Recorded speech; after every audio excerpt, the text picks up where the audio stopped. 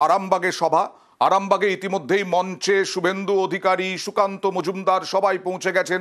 সকাল থেকে আপনাদেরকে ছবি দেখাচ্ছি যে বেশ জমজমাট মোদির সভা ঘিরে উৎসাহ উদ্দীপনা রয়েছে বিজেপি কর্মী সমর্থকদের মধ্যে। প্রচুর মহিলা বিজেপি কর্মী সমর্থক তারাও পৌঁছে গেছেন, তারাও ওয়েট করছেন। ঝাড়খণ্ডে ধানবাদে মোদি সভা করছেন আর তারপরেই তিনি আরামবাগে সভা করবেন।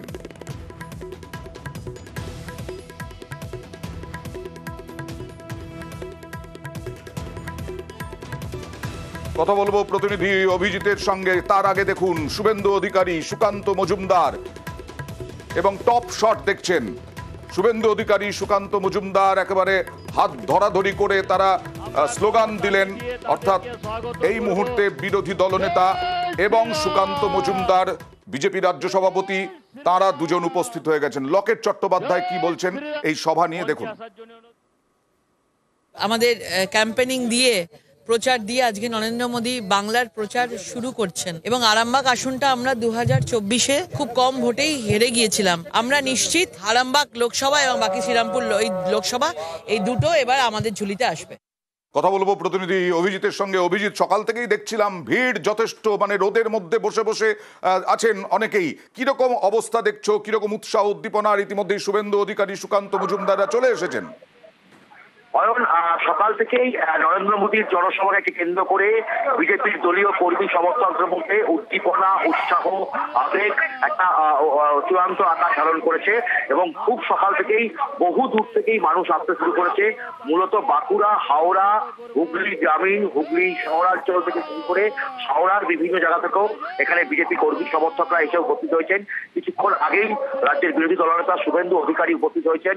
তার আগে সুকান্ত মজুমদার, কেন্দ্রীয় নেতৃত্ব মনোজ মালব্য থেকে শুরু করে মঙ্গল পাণ্ডে থেকে শুরু করে সবাই উপস্থিত হয়েছেন। আশপাশের সমস্ত বিধায়করা এবং সাংসদরা, জ্যোতির্ময় সিং মাহাতো পুরুলিয়ার সাংসদ জ্যোতির্ময় সিং মাহাতো থেকে বিষ্ণুপুরের সাংসদ সৌমিত্র খান থেকে শুরু করে প্রত্যেকেই উপস্থিত হয়েছেন এবং এখন শুধু অধীর অপেক্ষা কখন নরেন্দ্র মোদী আসবেন এবং কি বার্তা দেন। কারণ গতবার এই আরামবাগ লোকসভা কেন্দ্র মাত্র 1142 ভোটে পরাস্ত হয় বিজেপি তৃণমূলের সাংসদ অপরূপা পোদ্দারের কাছে, যা নিয়ে এখনো মামলা চলছে। তবে বিজেপি এবার অত্যন্ত আশাবাদী যে এই আসনটা তারা উদ্ধার করতে পারবে এবং জিততে পারবে। সেই কারণে নরেন্দ্র মোদীর এই জনসভাকে বাড়তি গুরুত্ব দেওয়া হচ্ছে। পাশাপাশি হুগলি জেলা জুড়ে যে গোষ্ঠীদ্বন্দ্বের আভাস দেখা দিয়েছে বিজেপির মধ্যে, সেই গোষ্ঠীদ্বন্দ্বের ক্ষেত্রেও নরেন্দ্র মোদীর এই জনসভার যে ভোকাল টনিক, সেই ভোকাল টনিক থেকে কর্মীরা যাতে উদ্বুদ্ধ হয় সেই বার্তাও পেতে চাইছে বিজেপি নেতৃত্ব। ফলে বলাই যেতে পারে হুগলি, হাওড়া, বাঁকুড়া সহ পশ্চিম মেদিনীপুরের একাংশ সর্বত্রই এই আশপাশের জেলাগুলোতে যাতে নরেন্দ্র মোদীর এই জনসভার থেকে একটা বড়সড় বার্তা যায় লোকসভা ভোটের আগে, সেই কথাই ছড়িয়ে দেওয়া হচ্ছে কর্মীদের মধ্যে এবং এই মুহূর্তে বিজেপি রাজ্য নেতৃত্ব সেই বার্তাই দিচ্ছে। একদম। আর তুমি যেটা বলছিলে, হ্যাঁ, অপরূপা পোদ্দার সামান্য ভোটে জয় লাভ করেছিলেন আর তাই বিজেপির টার্গেট হচ্ছে এই আরামবাগ। আর নরেন্দ্র মোদী তাৎপর্যপূর্ণ সফর, কারণ লোকসভা ভোটের দিনক্ষণই ঘোষণা হয়নি এখনো, কিন্তু নরেন্দ্র মোদী আসছেন আরামবাগে প্রচার করবেন এবং তার সঙ্গে সঙ্গে কৃষ্ণনগর, আগামীকাল কৃষ্ণনগরে। কথা বলবো ভেঙ্কটেশ্বর লাহিড়ির সঙ্গে। কথা বলবো। ভেঙ্কটেশ্বর, একবার জানার চেষ্টা করব আরামবাগই কেন? প্রথম প্রধানমন্ত্রীর সফর, প্রধানমন্ত্রীর জনসভা, লোকসভা ভোটের দিনক্ষণ ঘোষণা হয়নি, কিন্তু আরামবাগ কেন?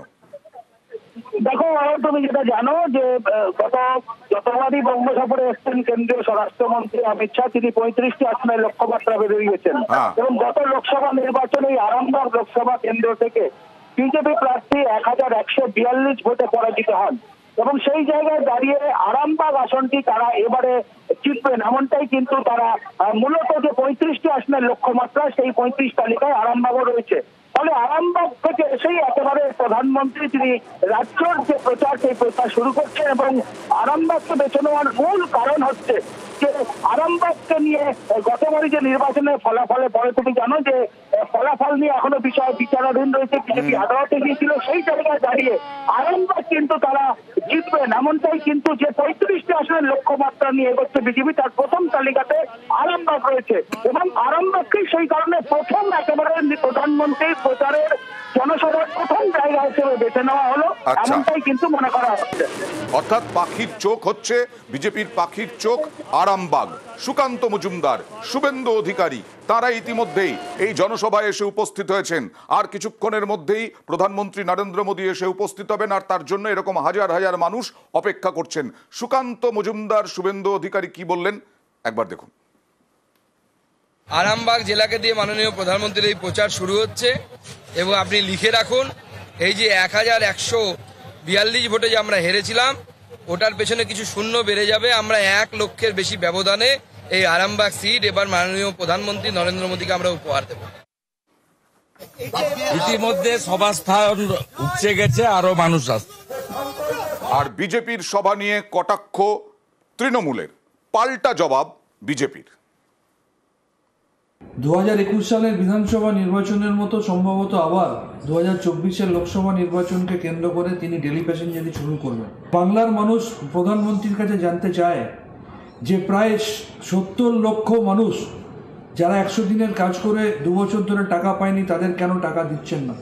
11,36,000 মানুষ যাদের বাড়ির টাকা পাওয়ার কথা, কেন তাদের টাকা দিচ্ছেন না? তাই এই বাংলা বিদ্বেষী ভারতীয় জনতা পার্টি এবং তার সর্বাধিনায়ক পাবলিসিটি মাস্টার প্রাইম মিনিস্টার তাকে 2021 সালেও দুহাতে দুটো লাড্ডু ধরিয়ে বাংলার মানুষ ফেরত পাঠিয়েছে। 2024 সালেও তার কোনো অন্যথা হবে না। দেখুন, তৃণমূল কংগ্রেসের ইস্যু, তৃণমূল কংগ্রেসের বক্তব্য, তৃণমূল কংগ্রেসের তির্যক মন্তব্য, এসব কি আর জনমনে কোথাও কোনো দাগ কাটছে? কে কতভাবে প্রধানমন্ত্রীর অবমাননা করতে পারে তার প্রতিযোগিতা তৃণমূল কংগ্রেসে। এটা বাংলার মানুষকে এ ধরনের ভাষা সন্ত্রাস আর কিছুদিন এর জন্য সহ্য করতে হবে। এ ডেলি প্যাসেঞ্জার, কোন অফিসে ডেলি প্যাসেঞ্জার যাবেন না পার্মানেন্ট গিয়ে কোথাও থেকে যাবেন বেশ কয়েক বছরের জন্য, এগুলো তো সব সময়ের অপেক্ষা।